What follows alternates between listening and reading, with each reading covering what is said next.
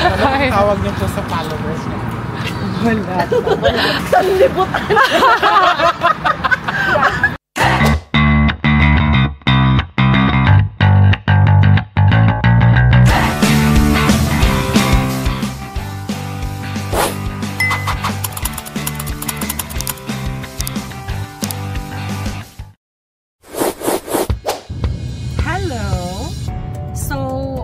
Are going north today. Wow. So ka-LU tayo, which is one of my favorite places na puntahan to relax.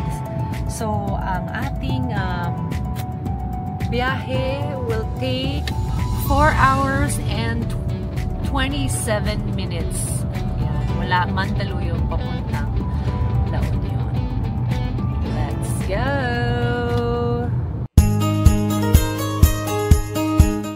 Nakakadalawang oras na tayo ng biyahe. Ayun, lala. Ayan, quick stopover lang tayo. Bisita muna tayo dito sa Our Lady of Manaoag. So bago mag-LU, maganda na punta muna kayo sa simbahan na ito na according to many devotees, yung mga hiling nila ay tinutupad ni Our Lady of Manaoag. Including actually, I have been, praying for Our Lady of Manaoag. Yung mga wishes ko dito nagkakatid. Thank you, Our Lady of Manaoag.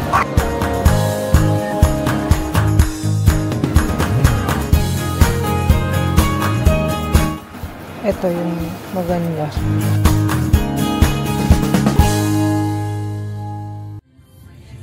So, yung 4 hours na biyahe pa Our Lady of Manaoag yon. So, this time, another 2 hours going to La Union. So, a total of 6 hours of trip from Metro Manila going to La Union.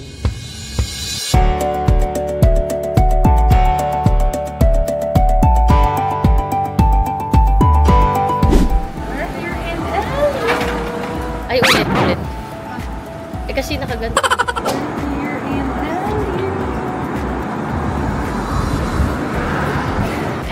We are here in Bacnotan, La Union. Dito kami nagstay sa Summer Coastal Suites. Ganda ng view.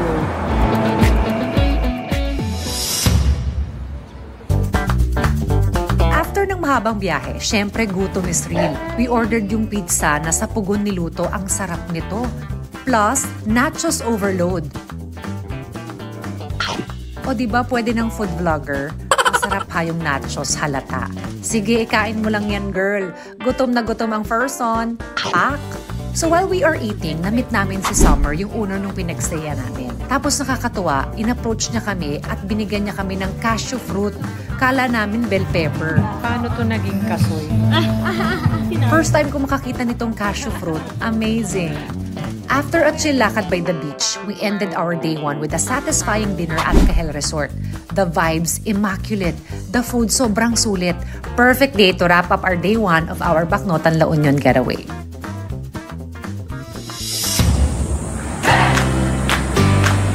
Coffee is life, but rice is lifer. Ang fresh pa ng watermelon. Super busog and now off to our adventure. For day 2, outside LU tayo, cause Ilocos Sur, here we come.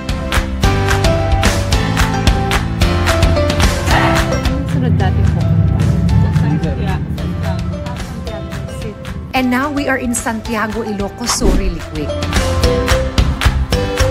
Look at this beach. It's giving. Ang clear ng tubig.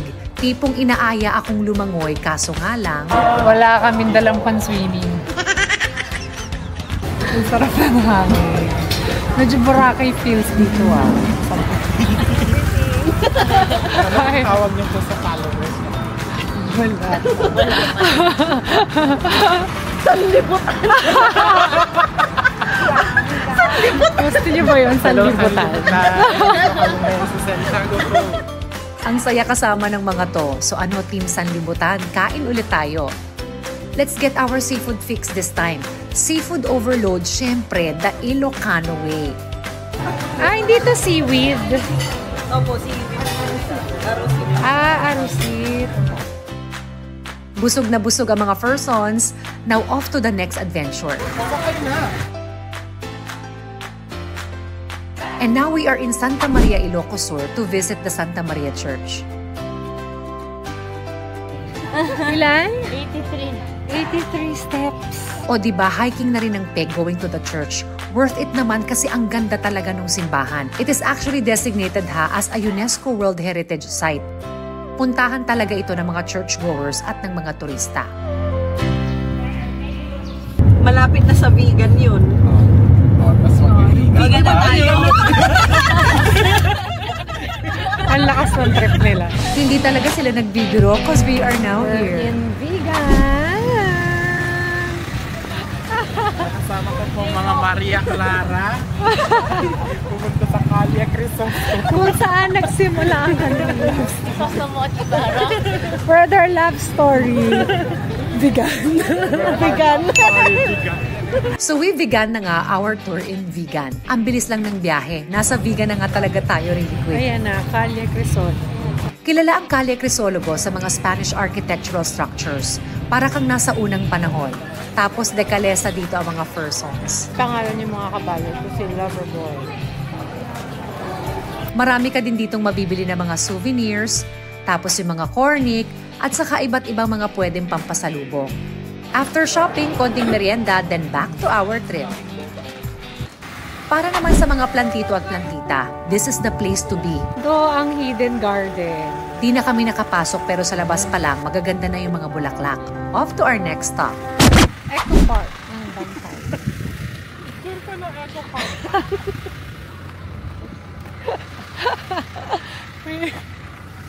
May ganito rin sa amin. Oo. Ang maganda yung artificial Eco Park naman pala.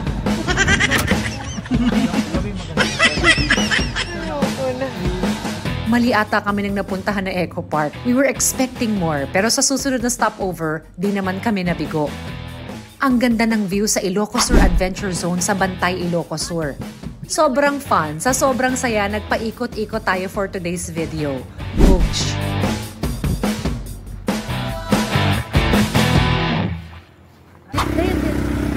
Rojo Cafe and Bakery.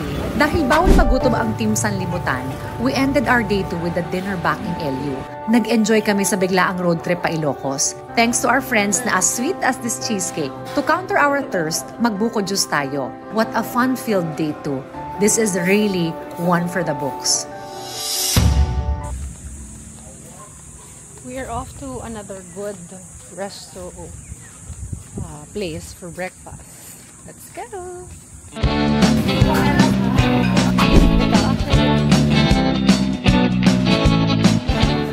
Masarap kumain dito kasi may view ng beach.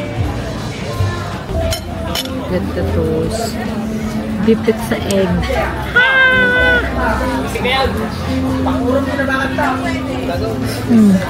Sarap. Sobra. Pasado na ako talaga as food vlogger. Lahat masarap. Pero bago pa matupad yan, tuparin ko muna yung pangarap kong swimming sa LU dito sa Bacnotan.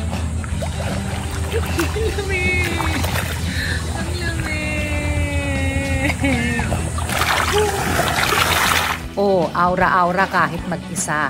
Pero alam mo kahit konting deep lang sa beach, may healing effect.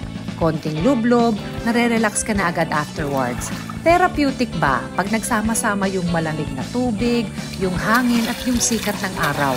Yung triple combo na to, okay na to? Hello! We're on our last day here sa LU at bisitahin muna natin ito. Bacnotan Farmers Agri-Tourism Center. Dito sa The Hive, pwede ka makabili ng mga iba't ibang produkto ng Bacnotan.